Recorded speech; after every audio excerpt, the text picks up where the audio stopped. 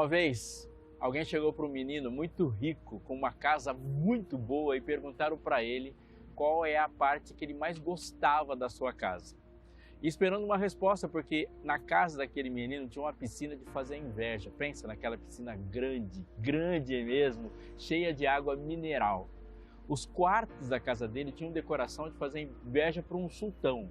Tinha muita coisa, só o quarto dele dava para andar de bicicleta lá dentro. Um jardim extraordinário, muitas coisas, a decoração, tudo incrível. E perguntaram para ele, de tudo da casa dele, qual é a coisa que ele mais gostava? A resposta dele foi surpreendente, como são respostas surpreendentes de crianças, mas ela foi fantástica. Ele disse assim, a parte que eu mais gosto da minha casa é a porta. Aí, todos que estavam ali conversando com ele, falou, por quê? Ele disse que sem a porta eu não desfruto nada do que tem lá dentro. A parte que eu mais gosto, portanto, é a porta. Nós falamos de muitas coisas do passado, do presente e do futuro, mas já parou para notar a quantidade de vezes que Jesus falou sobre portas? As portas estão em toda parte na Bíblia. Falamos de uma cidade santa que sonhamos viver nela, mas essa cidade só começa a ser desfrutada pelos seus moradores a partir do momento que eles passam pela porta dela. Ela não é a parte mais bonita das descrições que fazemos da cidade, mas certamente ela é a parte mais importante. Mas na nossa vida aqui, nós vivemos com uma quantidade gigantesca de portas e muitas vezes na nossa percepção das coisas, elas simplesmente desaparecem. E eu tenho certeza absoluta que eu nunca falei com alguém, ou em qualquer público de todas as vezes que eu falei na minha vida, onde não tivesse alguém me ouvindo que estava vivendo uma situação onde olha num 360 graus da sua vida e não vê porta nenhuma. Ou algumas circunstâncias onde aparecem muitas portas abertas e todas elas levam para um precipício. Deus fala de portas, e fala de portas que nós não conseguimos enxergar, e fala de portas que Ele abre que nós não conseguimos abrir. Eu preciso falar com você sobre uma específica que a Bíblia coloca diante de você. Então não sai daí, e tem muito mais fé para hoje. Nela está falando, e do nada percebe que você está falando e não está sendo ouvido. Pois é, isso não acontece com Deus. Porque toda conversa que nós temos com Deus começou com a vontade dEle de falar com a gente. Deus nos chama porque Ele é um Deus relacional. Ele quer se fazer conhecer e nos convida para um relacionamento. Quando esse relacionamento começa, Ele faz novos convites, um convite para a intimidade. E a intimidade se constrói na profundidade com a qual a gente conhece a pessoa com quem a gente está se relacionando. É por isso que Deus nos chama a conhecê-lo da mesma forma que Ele nos conhece. Ele repete, eu conheço você, vem me conhecer. A pergunta, Deus está me ouvindo? Deus me ouve? É uma pergunta que gerou para a gente a necessidade de responder isso a partir de textos bíblicos. Esse guia de estudos que a Rede Novo Tempo produziu, ele foi feito para pessoas como você, que faz perguntas sérias e reais sobre coisas reais e práticas da sua vida. E nada mais prático, real e presente do que uma conversa franca com Deus sobre as coisas que nós passamos na vida. Eu tenho uma notícia boa para te dar. Esse guia de estudos foi produzido e a intenção, o projeto é que ele chegue até sua casa sem que você gaste um centavo sequer. Sim, ele é totalmente gratuito. Então você fala com a gente. Manda aqui um recado para a gente, fala por mensagem no WhatsApp, se você quiser ligar, se você quiser, ou entrar no site da Escola Bíblica da Novo Tempo. Você escolhe ali a maneira, passa algumas informações que são as informações para um cadastro e esse material vai chegar até a sua casa. Você não paga nem o envio, isso é muito importante. E você junto com a sua família pode desfrutar de um guia de estudos que vai te levar a conhecer mais sobre esse Jesus que te ouve, quer te ouvir e quer estabelecer um relacionamento íntimo com você. Liga pra gente, fala conosco e comece a ser um aluno da Escola Bíblica da Novo Tempo.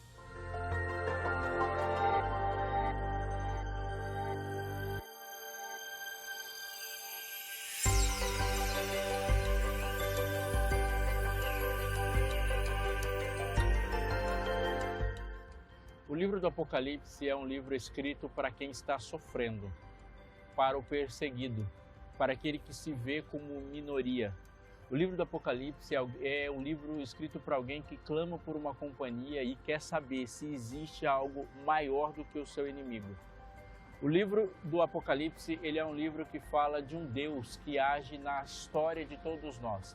A gente não pode, de forma alguma, pegar o livro do Apocalipse e fazer dele uma alegoria, fazer dele uma história apenas de conforto, mas não pode pegá-lo e isolá-lo a um ponto do passado ou a somente um ponto do futuro, sem pensar que tudo que Deus disse do passado fazem efeito no presente, como também tudo que Deus disse sobre o futuro faz efeito no presente. Eu vou tentar explicar melhor. Todas as informações que Deus dá para você sobre o futuro não fazem efeito no futuro, porque você nunca viveu e jamais viverá um futuro, a não ser que você seja profeta e esteja neste momento vivendo em visão, e aí sua mente se desloca para o futuro, o que não é realidade para a maioria absoluta de nós. Todas as informações que temos, por exemplo, quando você sabe com certeza e crê que Jesus voltará para acabar com todo o mal, você encara o mal de forma diferente hoje. Assim é. Eu gosto de dizer e digo para você que nenhum ser humano viveu algum dia na vida que não foi chamado de hoje. Você nunca viveu um ontem na sua vida.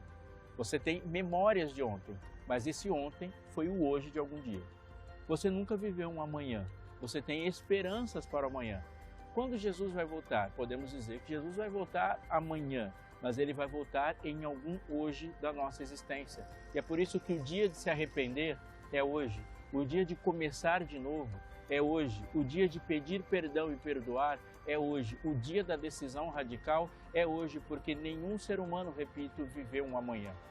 O livro fala da trajetória da igreja cristã e você e eu estamos nela no decorrer da história. Portanto, dependendo do ponto dessa história que nós estamos, o livro vai ter um pouco mais de passado ou um pouco mais de futuro, mas sempre trará uma realidade presente. Para João, que recebeu as visões lá na ilha de Patmos, tinha muito mais futuro das visões e na revelação de Deus para ele do que passado e um tanto significativo de presente. Para os reformadores, por exemplo, que estão há mais de 600 anos antes de nós, quando eles leram a carta, havia uma quantidade significativa de passado, bem mais do que João, e uma quantidade significativa de futuro, e uma realidade para eles no seu presente. Para nós, que já estamos há 2 milênios do ponto da revelação, para João na ilha de Patmos, tem muito mais passado nesse livro tão importante da revelação de Cristo na história, muito mais passado do que futuro, portanto é um tanto grande de passado, uma porçãozinha pequena de futuro e uma realidade presente. Naquele dia, João estava na ilha com muitas dúvidas, com muitas coisas na sua cabeça. Ele estava longe dos amigos, longe daqueles que poderiam dar força e encorajamento para ele. João estava longe, muito distante do ponto ou do dia em que ele conheceu aquele seu mestre que lhe pediu para entregar a vida e João assim o entregou. Ele estava longe de tudo. O mar era a cela da sua prisão. Quais eram as perguntas na cabeça daquele apóstolo que encontrou Jesus com 17 anos e agora, bem velhinho, com poucos dias pela frente, tinha que pensar se um dia ele ia sair dali, se os seus últimos dias seriam de fato na ilha de Patmos, o que seria dele, o que seria da igreja, o que seria dos familiares, o que seria dos cristãos, o que seria do mundo, o que seria da perseguição. E ele era pequeno diante de tudo. A ilha era maior que ele, o mar era maior que ele, o Império Romano era maior que ele, os judeus que não aceitaram o cristianismo eram uma força maior do que ele. Então, naquele dia, ele encontrou algo, ou melhor, ele teve um encontro com alguém que é maior que todas essas coisas juntas. O que vês, disse Jesus para João, escreve e manda essas cartas às 7 igrejas. Ele recebe a incumbência, uma visão, e Deus dá para ele o destinatário primeiro daquela visão, e é por isso que o livro do Apocalipse, no capítulo 1, no encontro que João teve com Jesus na ilha de Patmos, até o final do capítulo 3, são as introduções às cartas às 7 igrejas e depois delas ao desenvolvimento da revelação profética. É muito importante para a gente entender o contexto, a estrutura e a mensagem que Deus dá para você e para mim hoje. Começando com a igreja de Éfeso e terminando com a igreja de Laodiceia, as cartas se desenvolvem e são enviadas para essas igrejas. Começando com a igreja de Éfeso, indo até a igreja de Laodiceia, as cartas são escritas e enviadas para essas igrejas reais, em lugares geograficamente reais, com pessoas reais e vivendo circunstâncias diferentes, mas crendo e caminhando para o mesmo destino, o destino que Deus colocou todos nós. Há uma informação importante para você pensar ali. Logo no começo do livro do Apocalipse há uma bem-aventurança.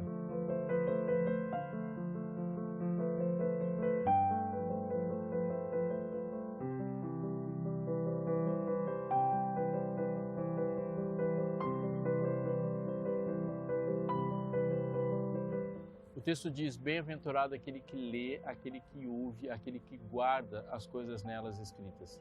Associa a esse texto uma outra informação, ao anjo da igreja em.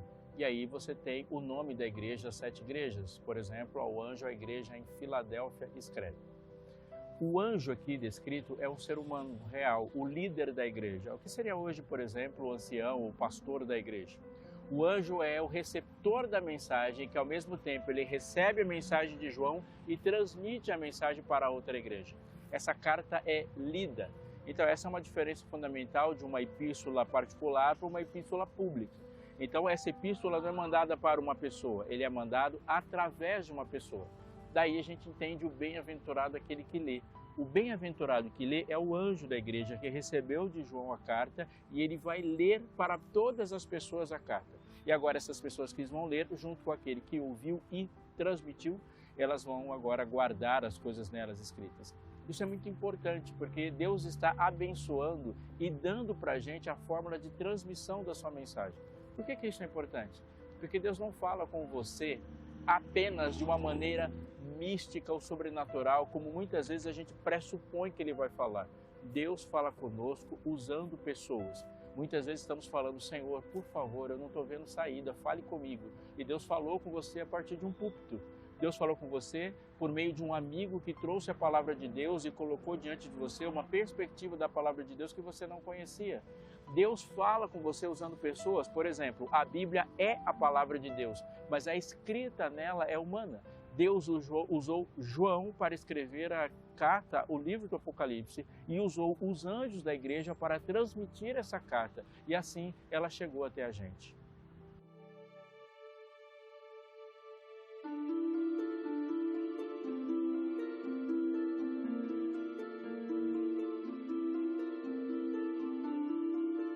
Apocalipse capítulo 3, verso 7 diz, ao anjo da igreja em Filadélfia escreve, essas coisas diz o santo, o verdadeiro, aquele que tem a chave de Davi, que abre e ninguém fechará, e que fecha e ninguém abrirá. A carta é destinada à caçula, a mais nova de todas as igrejas, e anota isso porque essa informação é importante. É a mais nova, a mais recente, a caçulinha, a menor, a que está diante de desafios maiores que ela, diante e cercando a igreja, a comunidade cristã na cidade de Filadélfia, há muita coisa incomparavelmente superior em força àquela pequena comunidade. A palavra Filadélfia significa amor fraternal. É o nome com que um rei deu para a cidade, homenageando o seu irmão. O que para a época é algo louvável, porque nessa época se protegia uma comunidade, uma cidade, matando os concorrentes ao trono. A lógica era simples. Enquanto há um concorrente ao trono por consanguinidade, haverá insatisfação, portanto, quando todos os concorrentes ao trono são mortos, não há mais possibilidades de um levante. Portanto, se mata um para não matar centenas. É uma lógica macabra, cruel, humana e carnal, mas ela existe e a Bíblia fala de um mundo que existe. Essa cidade, Filadélfia, ali é uma cidade rica que já foi chamada de Segunda Atenas. E dentro do mundo grego, obviamente, ela compartilha de um contexto grego. Muitos deuses, muita crença, muita confiança nos seres humanos. Uma cidade que está num entroncamento e numa rota comercial muito importante, portanto, ela é uma cosmópole recebendo influência de muitas partes do mundo e o diálogo dentro da cultura e do contexto socioeconômico e cultural grego possibilita falar com o planeta. Ali, portanto, uma igreja que está no lugar desse enfrenta muitas coisas e muitos desafios em um ponto da história de mundialização. E entenda por mundialização o fato de você ter que sair de casa e lidar com culturas que não são necessariamente somente de Filadélfia, mas do planeta. Mas ser cristão numa cultura como essa significa seguir a lei de Deus contra a lei dos homens. a lógica de pensamento de Deus contra a lógica de pensamento de muitos homens. E o destino, o caminho que Deus escolheu para que a gente traçasse contra os destinos e caminhos e sonhos e projetos e planos de todos os homens. Lá está Filadélfia. Deus manda uma carta para essa igreja dizendo coisas que são importantes para você e para mim. Quando nós olhamos para as cartas no livro de Apocalipse, devemos compreendê-las por elas estarem no livro de Apocalipse e porque elas têm papel profético. Portanto, é possível espalhá-las na história seguindo os critérios bíblicos e compreender que a primeira carta, a carta à igreja de Éfeso, ela compreende a primeira fase da história cristã. Portanto, podemos facilmente localizar a carta para Éfeso, o seu conteúdo, a sua mensagem, as suas aplicações profeticamente para o primeiro século. E podemos também, separando e dividindo a história em 7 partes, da perspectiva que o livro coloca, colocar a Filadélfia como a penúltima carta, como a igreja que antecede, obviamente a última, a igreja de Laodiceia. Portanto, é um período imediatamente anterior ao que nós estamos vivendo, partindo da informação bíblica que este período da história de Laodiceia. O que isso quer dizer? Que nós podemos pensar esta mensagem para um momento mais singular, particularizado do mundo anterior ao nosso, assim colocando o mundo do século XIX. Mas não é só essa, porque se ele fosse somente para o século XIX, esse texto não estaria numa revelação canônica, ou seja, não seria na Bíblia. Porque um critério para colocar o livro da Bíblia é que aquela realidade ela é uma edificação para todos os cristãos em todos os tempos. Por quê? Porque no primeiro século, uma comunidade em Laodiceia recebeu essa carta e essa informação foi real para a edificação deles ali. Isso significa que você pode estar vivendo num contexto global profético de Laodiceia, mas a sua vida exige e precisa de uma informação como essa. Então Deus diz, diante de ti eu ponho uma porta aberta que uma vez abrindo ninguém fechará e uma vez fechando ninguém abrirá. Jesus não falou de porta somente uma vez. A porta é a diferença do que é Éden do que não é Éden. Uma vez que Adão passou por aquela porta do Éden para fora do Éden, ele não teve mais o direito de sozinho entrar pela porta. Deus colocou 2 querubins à porta do Éden, significando que o acesso não pode mais ser direto. O pecador, contaminado pelo pecado, e entenda por pecador, este pecador não é apenas alguém que cometeu um equívoco, uma falha, e nós precisamos muito pensar no pecado dessa forma. Quando nós nos tornamos pecadores, nós não cometemos um lapso, nós cometemos um ato de traição. Portanto, aquele homem que sai do Éden para fora do Éden não é alguém que falhou, é alguém que traiu o seu Criador.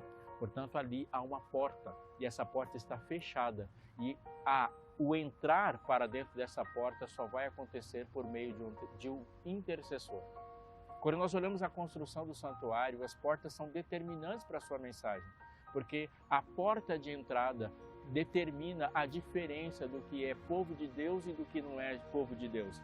Daquele pátio para dentro e do altar para dentro há uma diferença e só passa por aquela porta um sacerdote. E da porta do santo para o santíssimo, no santuário que Deus mandou fazer, somente o sumo sacerdote entra dizendo que há sim uma separação, há um estágio, mas há alguém que se coloca no ponto de ser intercessor, estende os braços e faz o link, e não passa pela porta, mas alguém passa por mim. Jesus disse de maneira extraordinária, amorosa, quando ele falou, eu sou a porta. Entrai pela porta. Ele define a porta estreita, ele fala, eu sou o bom pastor, eu sou a porta. O bom pastor dá a vida pelas ovelhas e fala que ele não apenas é a porta, como ele está parado na porta, é ele que impede o inimigo de entrar, é ele que nos chama para entrar, é ele que nos trabalha, que insta no nosso coração para que nós não saiamos. Ele é o caminho, ele é a entrada, ele é a chegada, ele é o condutor, ele é a possibilidade, ele é a porta. Jesus diz, eu sei que diante de você eu coloco uma porta. A mensagem é profunda e clara para quem vive no mundo cheio de becos sem saída. Quando nós olhamos ao nosso redor, é comum ver situações onde simplesmente a gente não vê saída. Quando Deus fala, pare de procurar e olhe para mim. eu sou a porta, e define algo muito importante por essa porta, desde a porta do Éden até a última porta. Ele diz assim: quando eu coloco uma porta na sua frente e essa porta estiver aberta, essa porta não será fechada por absolutamente ninguém.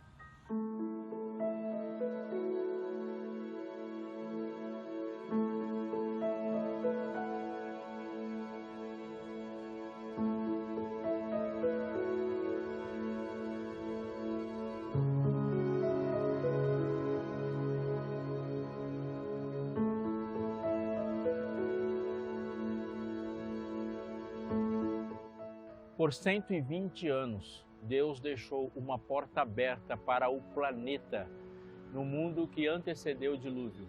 Por 120 anos, uma voz incessante chamou aquelas pessoas a passar por aquela porta e ter a sua vida salva. 120 anos e cada martelada, cada encaixe de madeira, toda a tecnologia usada, uma família foi colocada ali à disposição. Animais saíram, animais andaram de par.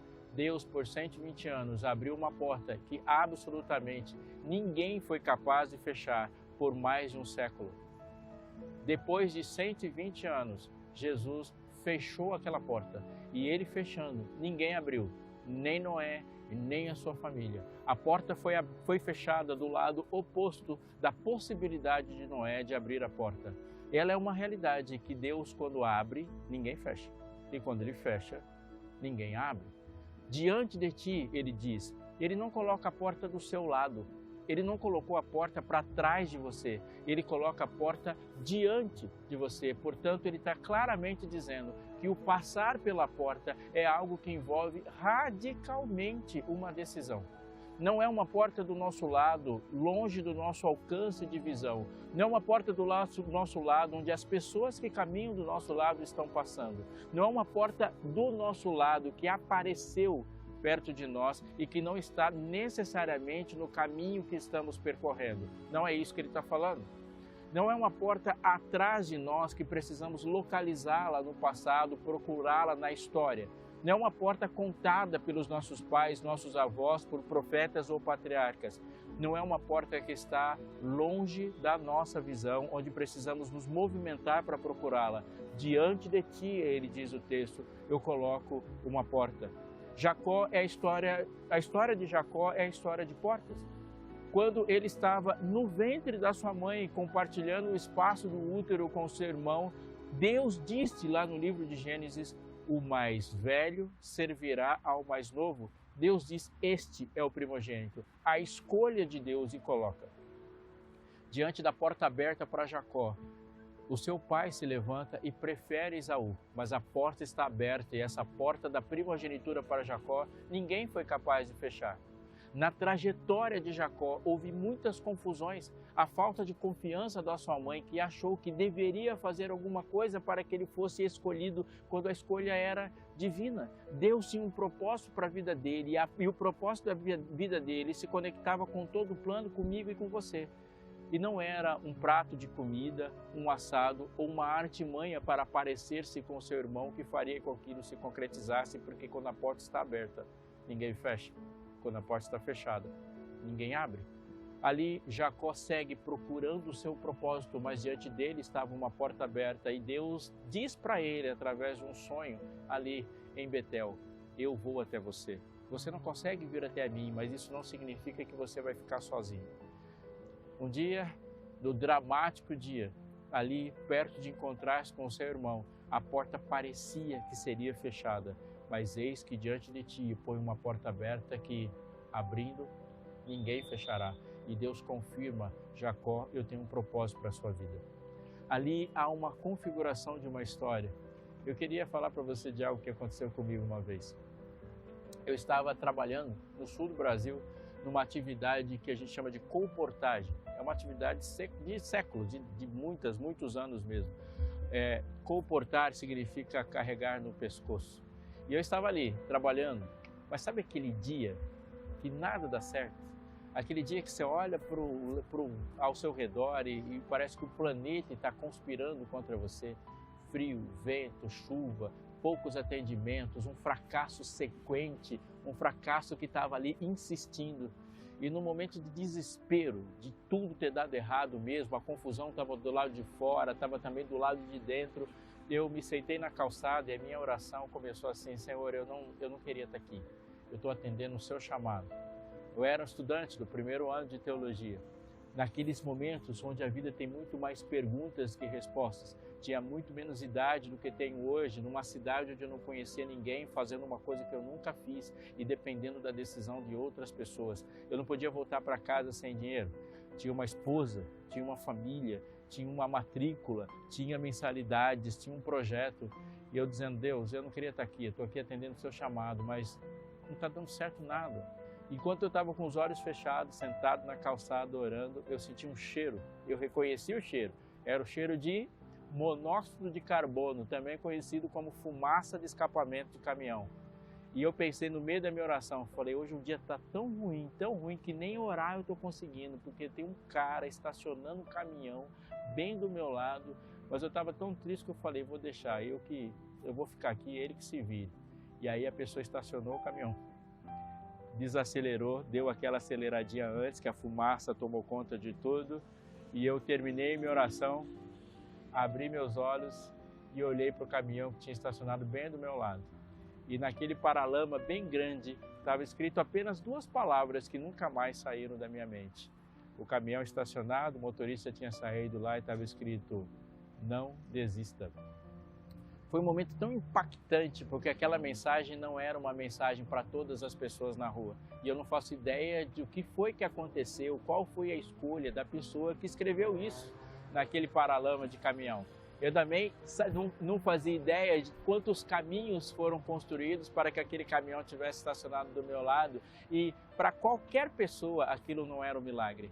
Mas eu sei uma coisa: o texto para a igreja de Filadélfia, ela é um texto escrito para uma igreja. Quantas pessoas moravam lá?